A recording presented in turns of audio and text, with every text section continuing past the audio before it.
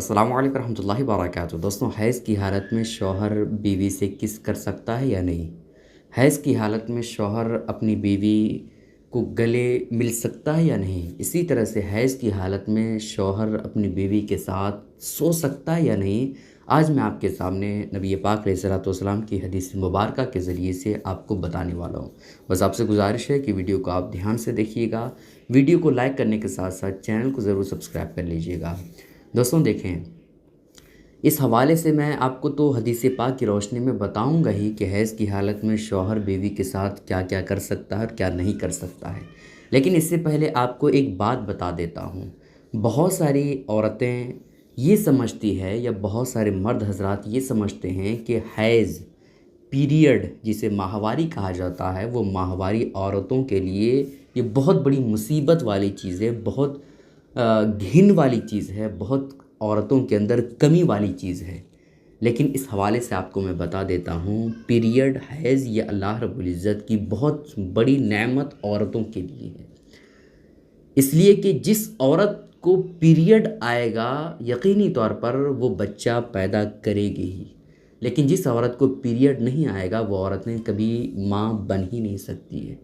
इस वजह से पीरियड आना, हैज़ आना, यह अल्लाह रब्बुल इज़्ज़त की तरफ से बहुत बड़ी नेमत औरतों के लिए है। तो हैज़ माहवारी इसे घिन ना समझें, बल्कि अल्लाह रब्बुल इज़्ज़त की बहुत बड़ी कुदरत समझें। और इस हवाले से नबी पाक अलैहिस्सलातु वस्सलाम ने साफ़ लफ्ज़ों में इरशाद फरमा दिया कि हैज़ ये आदम की तमाम बेटियों के मुक़द्दर में लिख दिया है, यानी तमाम औरतों को हैज़ आना है।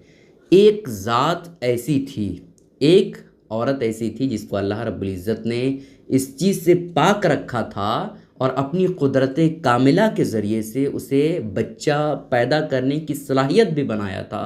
वो है हज़रत फ़ातिमतु ज़हरा रज़ियल्लाहु ताला अन्हा। हज़रत फ़ातिमतु ज़हरा रज़ियल्लाहु ताला अन्हा नबी पाक अलैहिस्सलातु वस्सलाम की शहज़ादी हैं। उनको अल्लाह रब्बुल इज़्ज़त ने हैज़ माहवारी से पाक रखा था और वो माँ भी बनी, बच्चे भी पैदा की, है ना। तो ये कोई बीमारी या ख़राब चीज़ नहीं है, ठीक है। अब आइए मैं आपको इस हवाले से बता दूं कि हदीस पाक में शौहर बीवी के साथ क्या क्या कर सकता है हैज़ की हालत में, माहवारी की हालत में, आपको बताता चलूँ। देखिए दोस्तों, सही बुखारी शरीफ की हदीस पाक है, हदीस नंबर 299 है। आप देखना चाहें तो देख सकते हैं।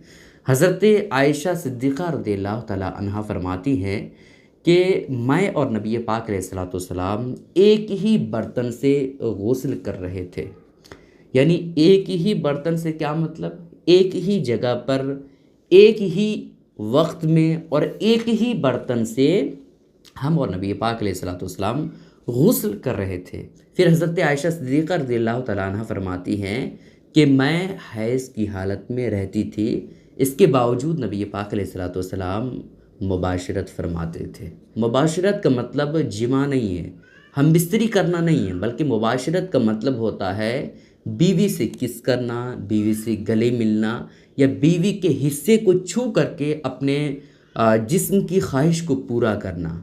मुबाशरत का मतलब ये होता है, चूँकि हमारे इलाक़ों में मुबाशरत जो है वो जिमा और हमबिस्तरी के माने में ले रहे हैं। इस वजह से मैंने आपको बता दिया कि मुबाशरत का मतलब जिमा या हमबिस्तरी नहीं है, बल्कि क्या है कि बीवी को किस करना या फिर बीवी से गले मिलना या फिर बीवी के जिस्म को छूना अपनी ख्वाहिश की तकमील के लिए, ठीक है।